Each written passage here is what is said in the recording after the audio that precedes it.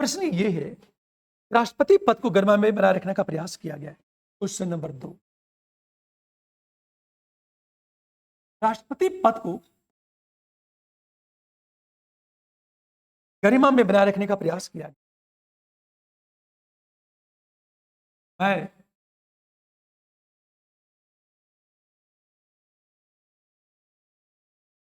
बनाए रखने का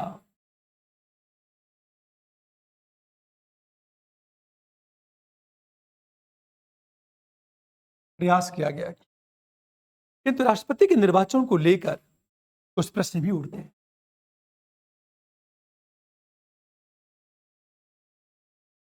राष्ट्रपति के निर्वाचन को लेकर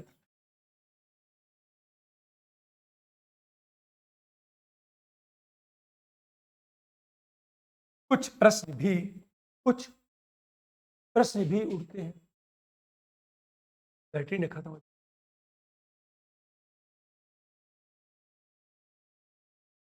प्रश्न भी उठते हैं। परीक्षण करना इस प्रश्न। अब देखो, जब इस प्रश्न का आंसर लिखोगे आप, आंसर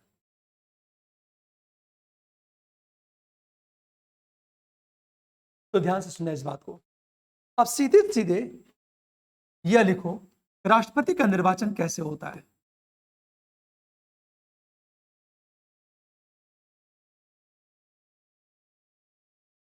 निर्वाचन मंडल द्वारा, निर्वाचक मंडल द्वारा। और यह बताना है कि निर्वाचक मंडल में कौन कौन है, इसका गठन कैसे होता है, यह आप इंट्रोडक्शन में बता दोगे। सीधे राष्ट्रपति का निर्वाचन निर्वाचक मंडल द्वारा, जिसमें संसद के दोनों सदनों निर्वाचित सदस्य, विधानसभा का निर्वाचित सदस्य, दिल्ली और पांडिचेरी के निर्वाचित सदस्य, सारी बात है। का निर्वाचन आनुपातिक प्रतिनिधि प्रणाली, ये सारी बात है। अब देखो, पहली चीज हम बात करेंगे, हम जब सेकंड पर हम आएंगे तो बताएंगे ये कि राष्ट्रपति पद को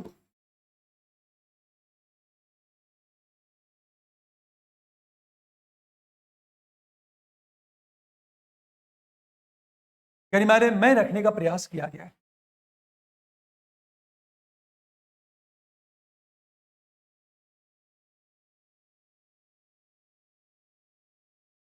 गरिमा में रखने का प्रयास किया गया है राष्ट्रपति के पद को।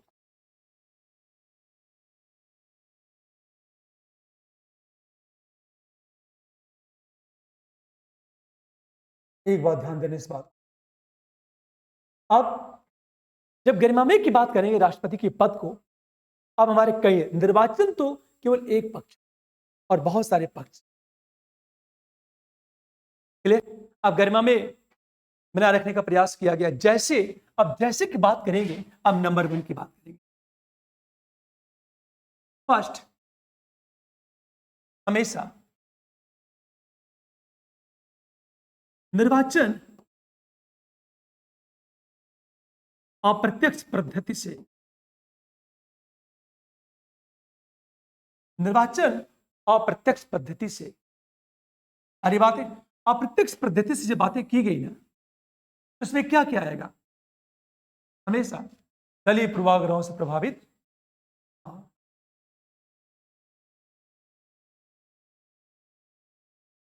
दलीय पूर्वाग्रहों से प्रभावित ना।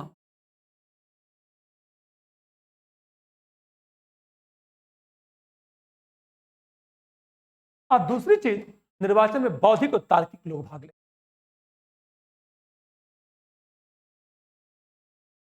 बौद्धिक एवं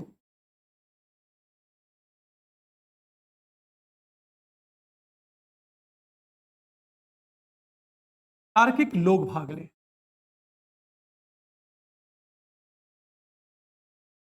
ये हमारा पहला पॉइंट चलेगा। दूसरा पॉइंट जब बात करेंगे हम लोग, राष्ट्रपति पद को निष्पक्ष बनाए रखने पर बल।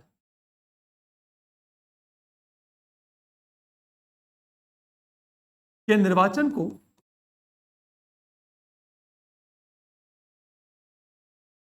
निष्पक्ष बनाए रखने पर बल।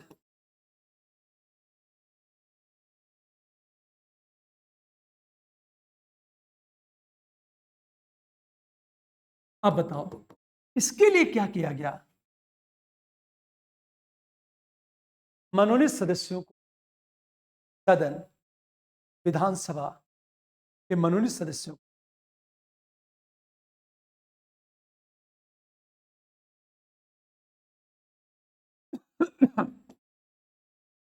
राज्य विधानसभा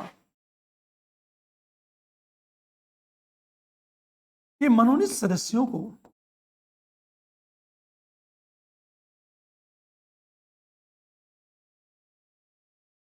भाग लेने का अधिकार नहीं दिया गया।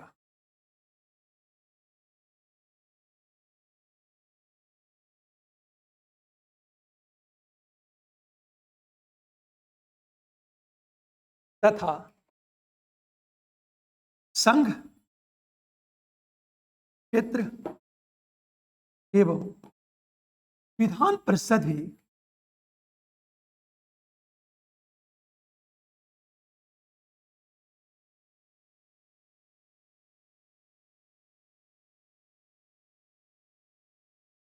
बाहर, मतलब इनको भी भाग लेने का अधिकार नहीं दिया गया।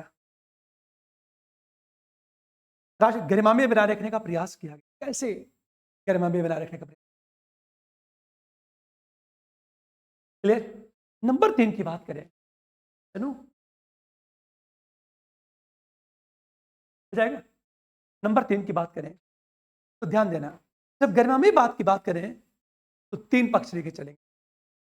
चुनाव प्रणाली से गरिमामय बनाया गया, शक्तियों से गरिमामय बनाया गया और न्यायिक निर्णयों से इसके पद को गरिमामय बनाया। तो चुनाव तो समझ में आ गया।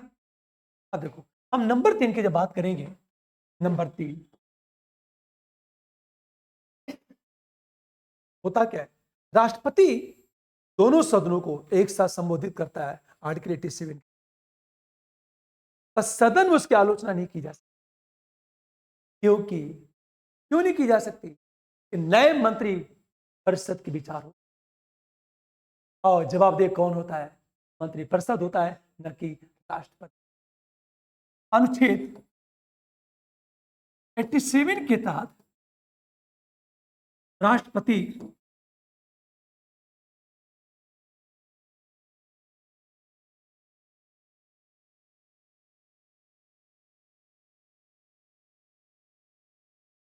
सदन को संबोधित करता है।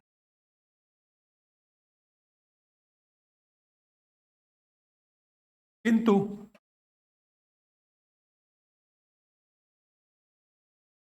सदन में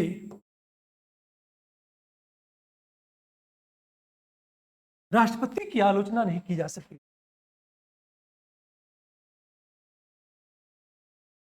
आलोचना नहीं की जा सकती है क्योंकि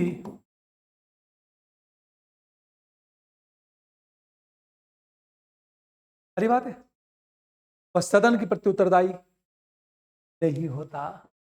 और अभिभाषण में क्या होता है? क्योंकि अभिभाषण में सरकार के विचार होते हैं।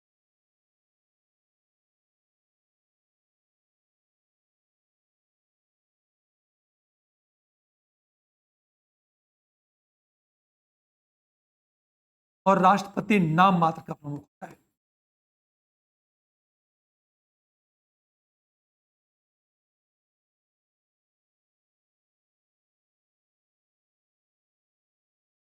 तीसरी चीज, हम चौथी चीज बात करें,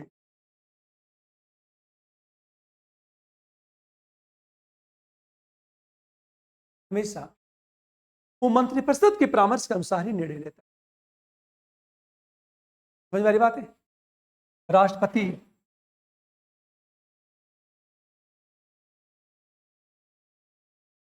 मंत्रिपरिषद के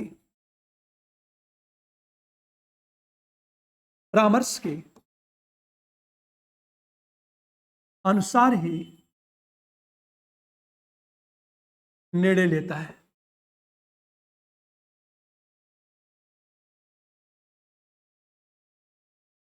तथा 74 के अनुसार राष्ट्रपति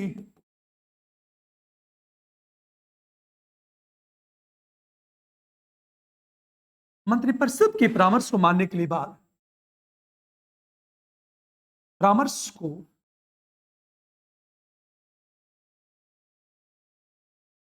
मानने के लिए बाद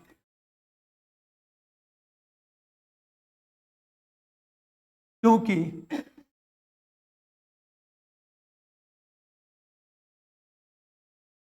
सदन के प्रति मंत्रिपरिषद जवाब दे।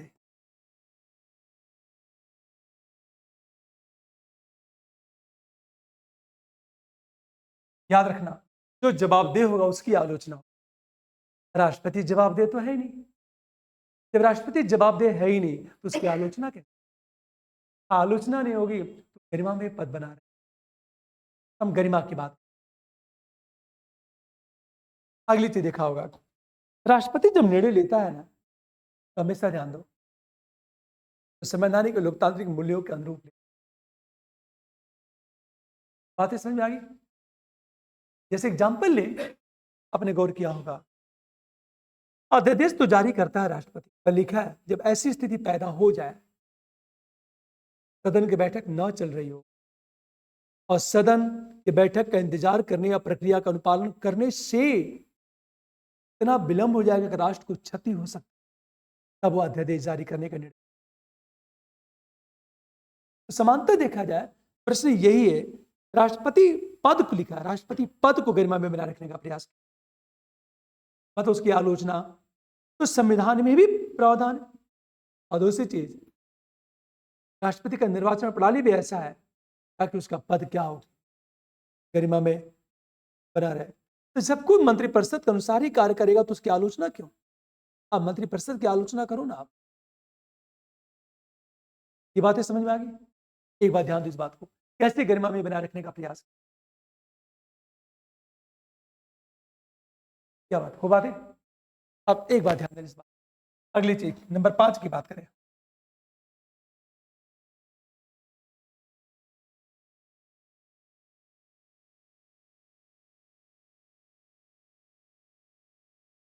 देखो, आप न्यायिक शक्तियां प्राप्त है ना,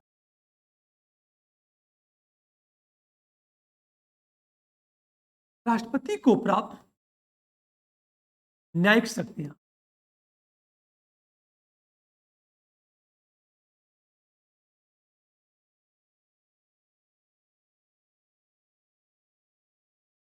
न्यायिक शक्तियों में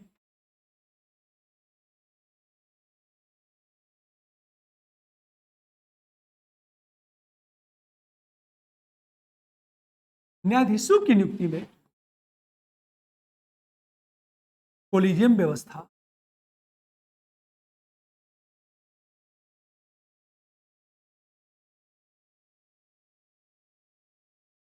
तथा समाधान के संदर्भ में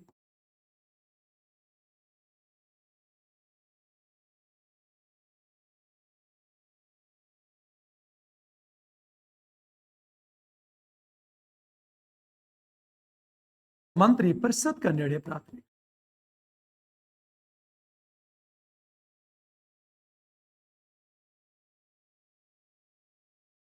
ऐसी स्थिति में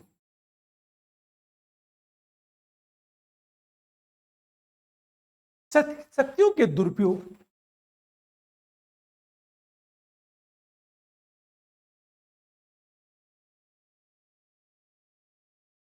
का आरोप लगना कठिन।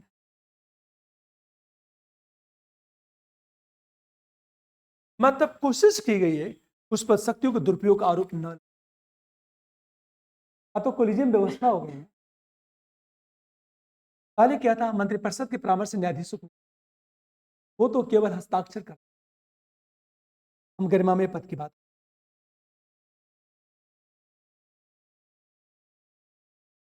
अरे बात एक चीज देखो, आप राष्ट्रपति पद को गरिमा में बनाए रखने का प्रयास किया गया। बात है, आपसे क्वेश्चन क्या पूछेगा, उन संवैधानिक प्रावधानों का उल्लेख करें जिससे राष्ट्रपति पद की गरिमा बनी। ये सारे पॉइंट आ जाएगा, आ जाएगा। अब देखो प्रश्न का जो अगला पार्ट है, अगला पार्ट इस प्रश्न में जो है आपका कि किंतु, सेकेंड पार्ट है ना, सेकेंड पैरा है। अब थर्ड पैरे की बात करें हम।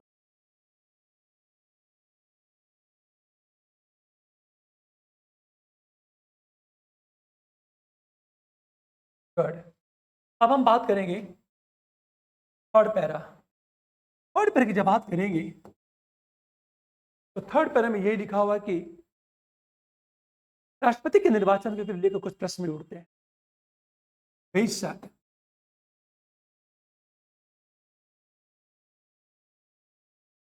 राष्ट्रपति का निर्वाचन प्रणाली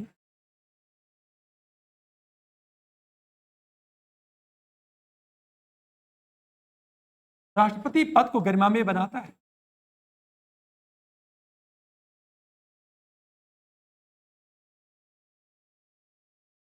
गरिमामय बनाता है,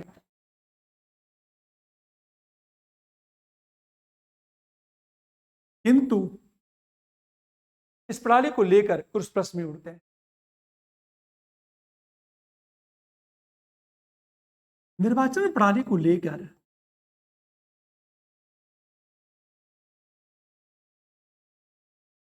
कुछ प्रश्न भी उठते हैं।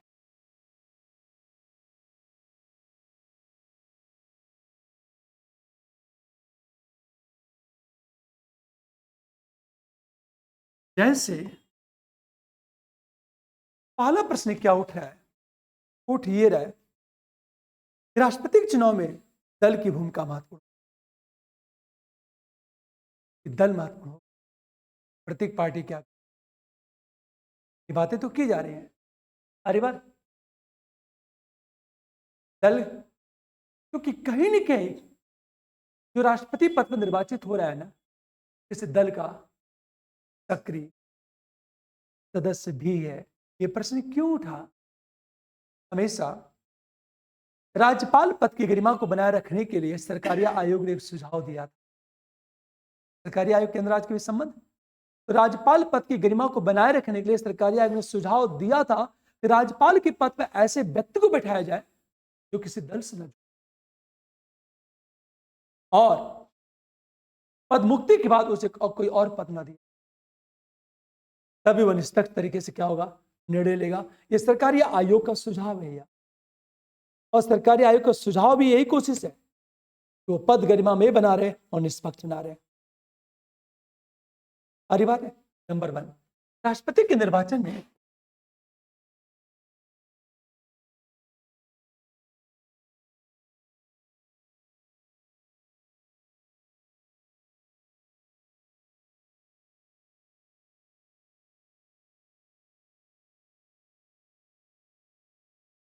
दल की भूमिका महत्वपूर्ण, क्योंकि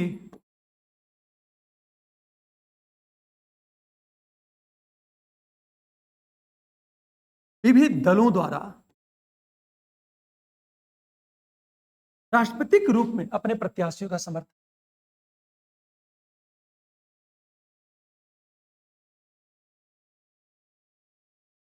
के लिए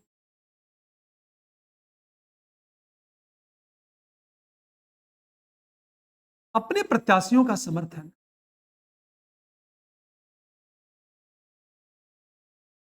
हमेशा ध्यान दो इस बात को, अपने प्रत्याशियों का समर्थन तथा वोटिंग भी दलीय आधार पर। ऐसी स्थिति में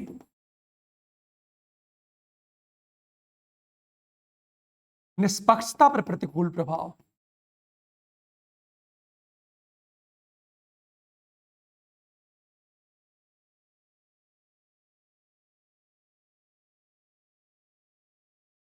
निष्पक्षता पर क्या पड़ेगा, प्रतिकूल प्रभाव पड़ेगा।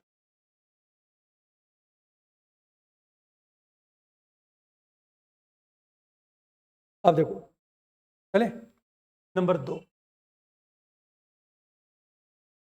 संघ शासित क्षेत्र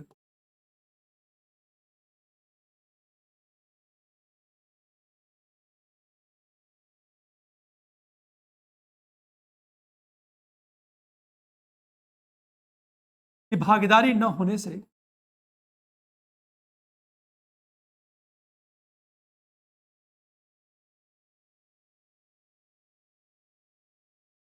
राष्ट्रपति के निर्वाचन में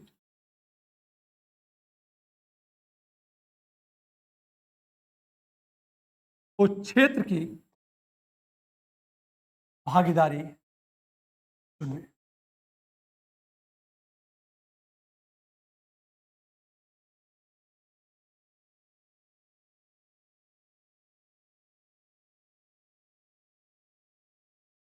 एक मिनट, उस क्षेत्र के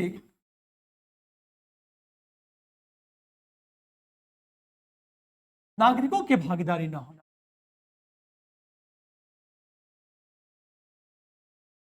ये एक प्रश्न है। तीसरी चीज, यदि विधानसभा भंग हो जाती है, यदि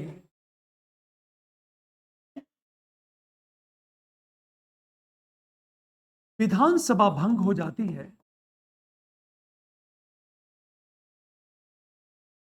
फिर भी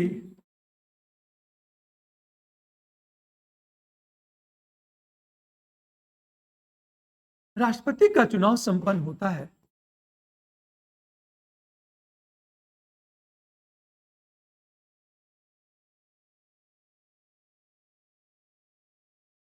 यदि विधानसभा भंग हो जाती है फिर भी राष्ट्रपति का चुनाव संपन्न होता है, तो यह एक दृष्टि से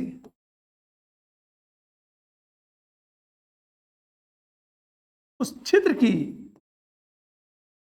जनता की उपेक्षा है।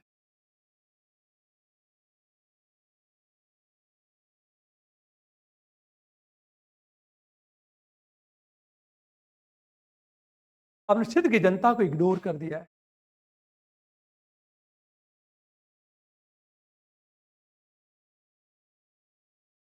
ठीक है, ये बातें करने के बाद अंत में बात करेंगे निष्कर्ष की बात। ठीक है, आज हम निष्कर्ष की बात करेंगे।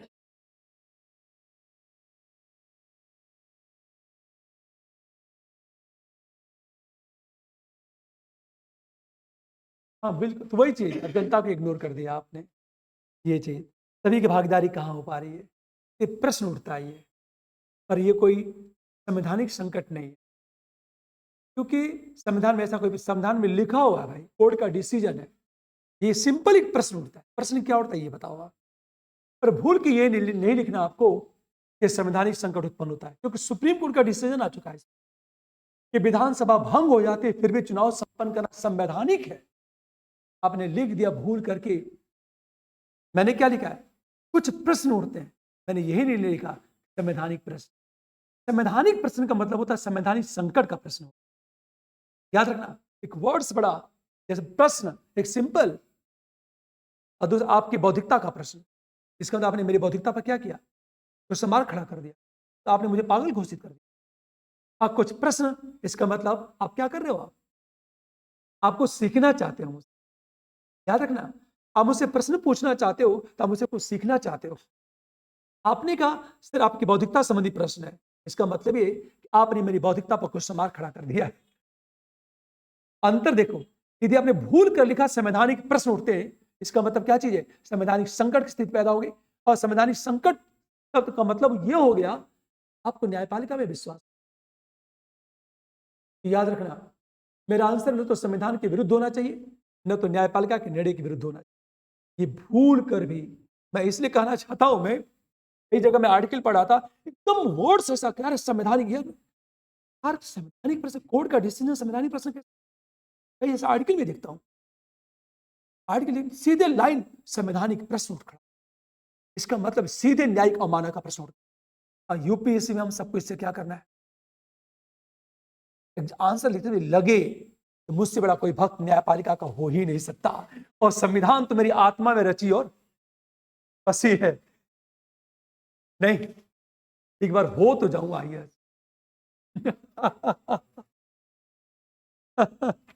चलो आप, ये बात समझ में आ गई। अब देखो अंत में क्या करोगे आप निष्कर्ष की बात करोगे। आप आज हम निष्कर्ष की बात करोगे तो क्या होगा? निष्कर्ष कैसे लिखोगे आप? बोल दूं? बोलना पड़ेगा। लिखो आप।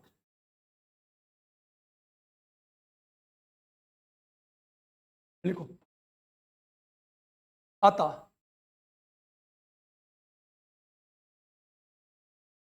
अतः राष्ट्रपति पद की गरिमा को बनाए रखने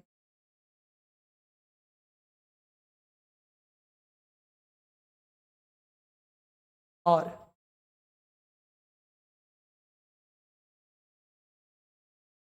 राष्ट्रपति के निर्वाचन को लेकर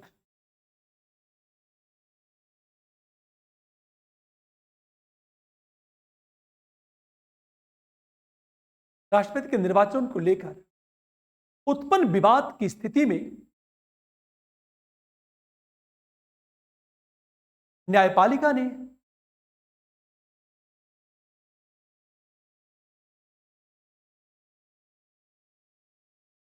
संसदीय लोकतंत्र के अनुरूप ऐतिहासिक निर्णय दिया है। संसदीय लोकतंत्र के अनुरूप ऐतिहासिक निर्णय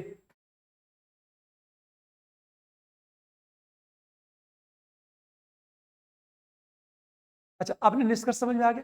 ये निष्कर्ष मैंने क्यों लिखा है कि प्रश्न उत्पन्न होते हैं। जब प्रश्न आपको ये हो ना, किस तरह के प्रश्न उत्पन्न होते हैं याद रखना, और संविधान में तो तुरंत आपका जो निष्कर्ष होगा वो न्यायपालिका से, ताकि हमारा आंसर जो क्लोज हो, न्यायपालिका ने बोल दिया है तो प्रश्न उठना नहीं चाहिए। अच्छा, सेम क्वेश्चन को क्या करेगा यूपीएससी? ये हो जाएगा सेम प्रश्न को